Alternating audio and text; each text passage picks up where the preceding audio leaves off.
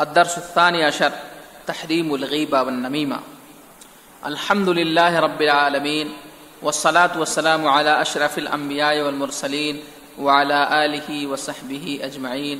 أما بعد، أعوذ بالله من الشيطان الرجيم. بسم الله الرحمن الرحيم.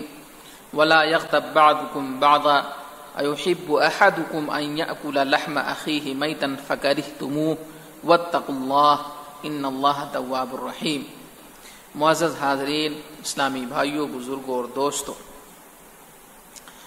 آج ہمارے معاشرے کے اندر بہت ساری برائیاں پیدا ہو گئی ہیں، جیسے غیبت، چغلخوری، بغض و عداوت، کینہ کپٹ، زناکاری، سود خوری اور اس قسم کی بہت ساری برائیاں پیدا ہو گئی. لوگ آخرت سے بے پرواہ ہو کر کے زندگی بسر کر رہے ہیں. اگر آخرت کی انہیں فکر ہوتی اور وہ اپنے دل کے اندر یہ سوچتے کہ اللہ تعالی ہمارا محاسبہ کرے گا، ہمارا حساب لے گا اور قیامت کے دن ہمارے سارے اعمال جو کچھ ہم کیے ہیں وہ ہمارے سامنے آ جائیں گے، تو لوگ یقیناً برائیوں سے اور ان بڑے بڑے گناہوں سے ضرور بچتے. وہ بڑے بڑے گناہ اور وہ بڑی بڑی برائیاں جو ہمارے معاشرے کے اندر پائی جاتی ہیں، ان میں سے غیبت اور چغلخوری. غیبت یہ عظیم گناہ ہے اور اسی طریقے سے چغلخوری بھی یہ بہت بڑا گناہ ہے. قرآن کریم میں اللہ تعالیٰ نے غیبت کے متعلق فرمایا وَلَا يَغْتَبْ بَعْضُكُمْ بَعْضًا، تم میں سے بعض کی غیبت نہ کرے. اس کے بعد اللہ فرماتا ہے أَيُحِبُّ أَحَدُكُمْ أَن يَأْكُلَ لَحْمَ أَخِيهِ مَيْتًا فَكَرِهْتُمُوهُ وَاتَّقُوا اللَّهَ إِنَّ اللَّهَ تَوَّابٌ رَحِيمٌ. کیا تم میں سے کوئی شخص اس بات کو پسند کرے گا کہ وہ اپنے مردار بھائی کا گوشت کھائے؟ یقیناً تمہیں یہ چیز بری لگے گی. اللہ سے ڈرو، بے شک اللہ تعالی توبہ قبول کرنے والا اور رحم کرنے والا ہے. آیت کریمہ کے اندر اللہ تعالی نے جہاں غیبت سے روکا وہیں پر غیبت کی مذمت بھی بیان کی گئی ہے اور ایک مثال دے کر کے سمجھایا ہے کہ جس طریقے سے آدمی اپنے بھائی کا گوشت نہیں کھا سکتا، اپنے مردار بھائی کا گوشت نہیں کھا سکتا، اسی طریقے سے اسے غیبت سے بھی دور رہنا چاہیے اور انسان کو ہمیشہ اللہ تعالی سے ڈرتے رہنا چاہیے. اور جن سے یہ گناہ سرزد ہو جائے تو وہ یہ سمجھ لے کہ اللہ تعالی بخشنہار ہے، غفور الرحیم. احادیث مبارکہ کے اندر بھی غیبت کی مذمت بیان کی گئی ہے اور غیبت کسے کہتے ہیں آئیے نبی کریم صلی اللہ علیہ وسلم کی زبانی ہم سنتے ہیں. عن ابی ہریرہ ان رسول اللہ صلی اللہ علیہ وسلم قال اتدرون ما الغیبہ قالوا اللہ ورسولہ اعلم قال ذکرک اخاک بما یکرہ قیل فرأیت ان کان فی اخی ما اقول قال ان کان فیہ ما تقول فقد اغتبت وان لم یکن فیہ فقد بہت. رواہ مسلم. ابو ہریرہ کہتے ہیں کہ رسول اللہ صلی اللہ علیہ وسلم نے فرمایا اے لوگو تم جانتے ہو کہ غیبت کسے کہتے ہیں؟ انہوں نے کہا اللہ اس کے رسول زیادہ جانتے ہیں. آپ نے فرمایا تمہارا اپنے بھائی کا تذکرہ ایسے الفاظ میں کرنا جسے وہ ناپسند کرتا. کہا گیا کہ اللہ کے رسول اگر میرے بھائی کے اندر وہ کہی جانے والی چیز پائی جاتی ہے تو آپ نے فرمایا کہ اگر وہ چیز پائی جا رہی ہے جس کا تم ذکر کر رہے ہو تبھی تو غیبت ہے، تبھی تو تم نے اس کی غیبت کی. لیکن اگر وہ چیز اس کے اندر نہیں پائی جاتی ہے تو تم نے بہتان تراشی کی، جو اس سے بھی بڑا گناہ ہے. دیکھیے اس روایت کے اندر غیبت کی مذمت بھی بیان کی گئی ہے اور غیبت کسے کہتے ہیں اسے بھی بتایا گیا ہے.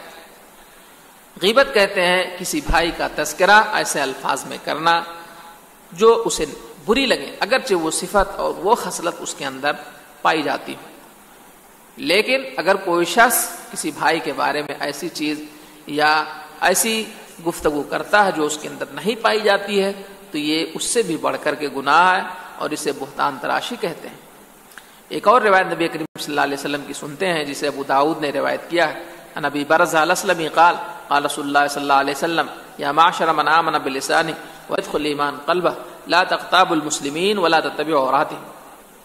ابو برزہ اسلمی کہتے ہیں رسول اللہ صلی اللہ علیہ وسلم نے فرمایا کہ اے مسلمانوں کی جماعت، اے وہ لوگ جو اپنے زبان سے اسلام لائے اور ان کے دل میں ایمان نہیں گھسا، مسلمانوں کی غیبت نہ کرو.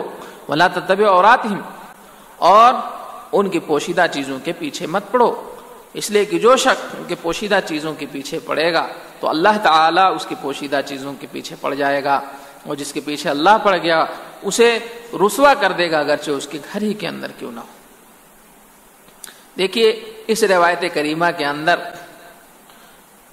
غیبت کی مذمت کے ساتھ ساتھ غیبت سے روکا گیا ہے، اور یہ کہا گیا کہ مسلمانوں کو چاہیے کہ وہ ایک دوسرے کی پوشیدہ جو چیزیں ہیں اس کے پیچھے نہ پڑیں۔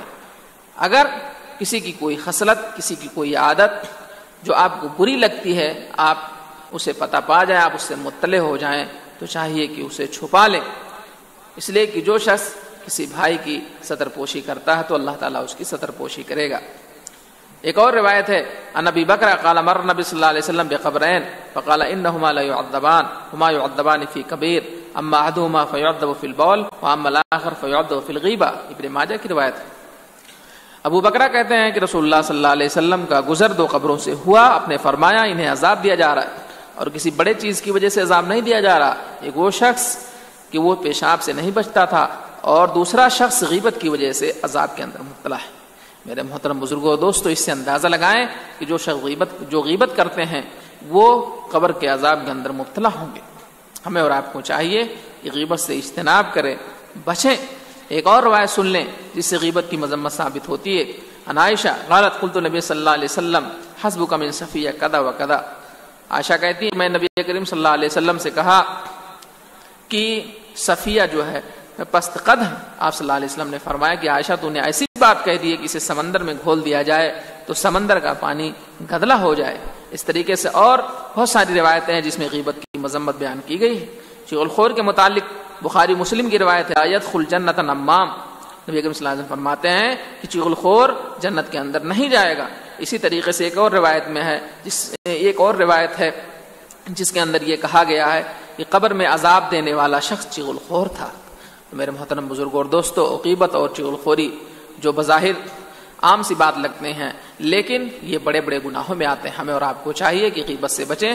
دعا ہے کہ اللہ تعالی ہمیں غیبت اور چغل خوری سے بچائے اور دیگر تمام گناہوں سے ہماری حفاظت فرمائے۔ آمین۔ السلام علیکم ورحمۃ اللہ وبرکاتہ۔